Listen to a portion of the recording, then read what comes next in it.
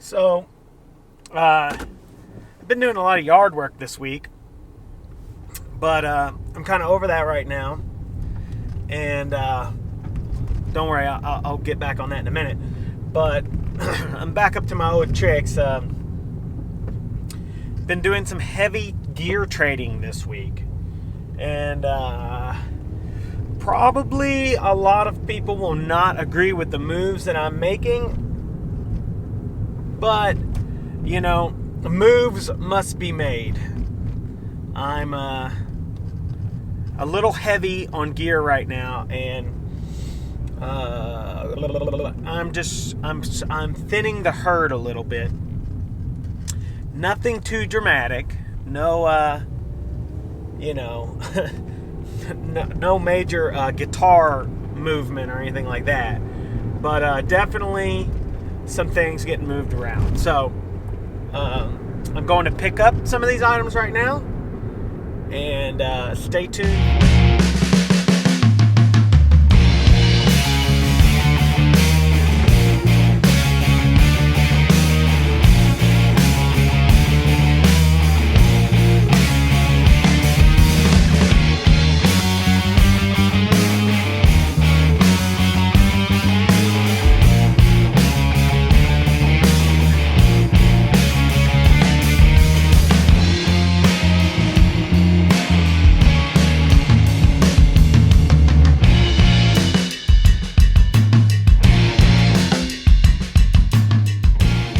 Yo, what's up? In the car, I alluded to the fact that I've been doing some gear trading this week. And I did say that there were no major guitar deals done. I was lying about that. Sorry. That said, new guitar day. Sir. That's right. Sir. Alt T. That is correct. In a natural finish. Let's get into it right now. Yo, so let's get into it. This is a 2016 Sir Alt T in Swamp Ash. Now, the reason why I mentioned the year is, even though it's a brand new guitar, it is last year's model. In 2017, they've changed the specs on these guitars. They're now available in metallic finishes. And all the bodies on the Alt T are made of alder now instead of swamp ash. The price has also gone up. I know what you're thinking. That doesn't make any sense. Swamp ash is generally more expensive than alder. I know.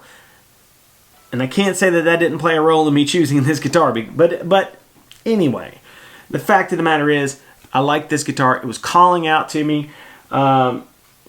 It's kind of got a really custom vibe to it, kind of an earthiness, if you will.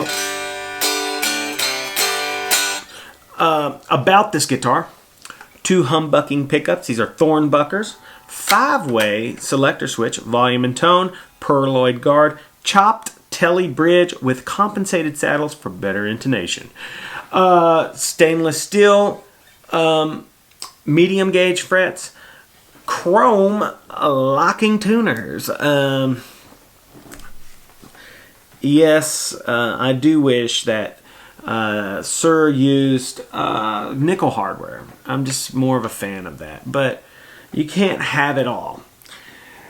It has this nice contour right here on the inside of the horn, so that you can have improved access to the upper register of your fretboard.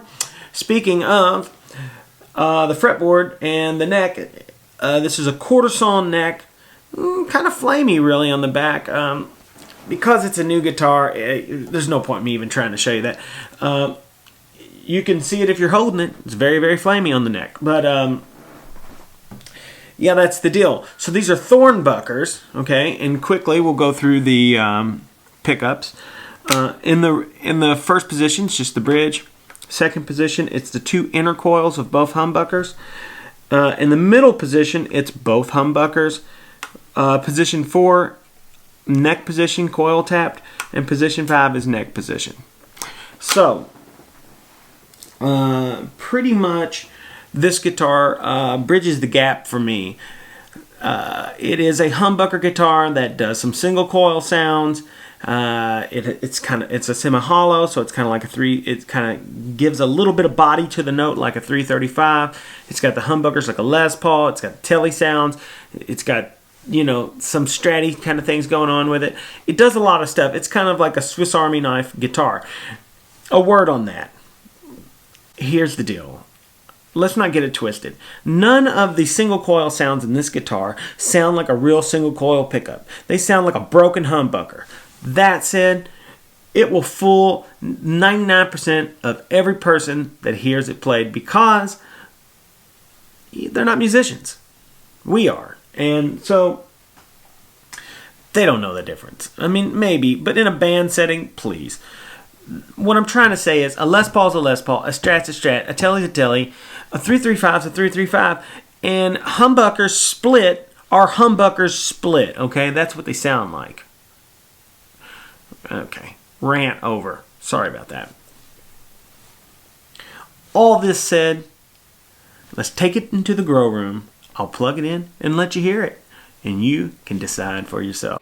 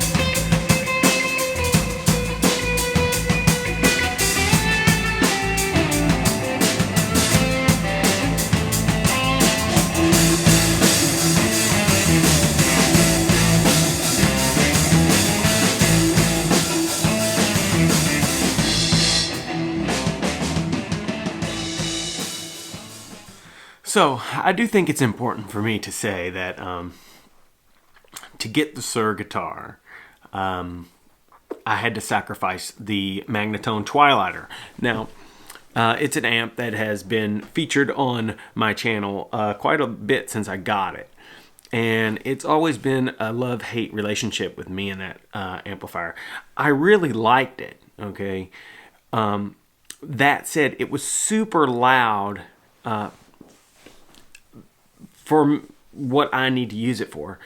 And also, it had a warehouse guitar speaker in it which is a great company, but it had a big ceramic magnet on there, and it just wasn't always pleasing to my ear.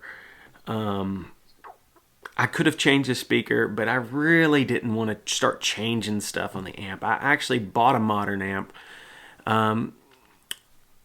with the ideal that I would just use it as is, and it would be kind of a gigging amp, and if one of my vintage amps blew up, I'd have something to use. But ultimately, it wasn't ticking all the boxes for me, so I traded it for an instrument, which it doesn't really matter. I like both things. I like the new guitar really well, and I like that amp, but I wish I could say that was the only thing that left in all the trading. I couldn't reveal everything on this particular vlog because it would just be really long. So stay tuned, and I'll try to work my way through all this new gear a piece at a time. That said, little disclaimer, when I'm demoing guitars and stuff, I do apologize for all the massive amounts of reverb and delay and stuff. But that's just kind of what I'm into right now, and I like to do my demos the way I would use them, not necessarily like, oh, this is what it sounds like bone dry, in a way that I will never ever use it. So I apologize if it's not quote-unquote a pure demo. So see you next week.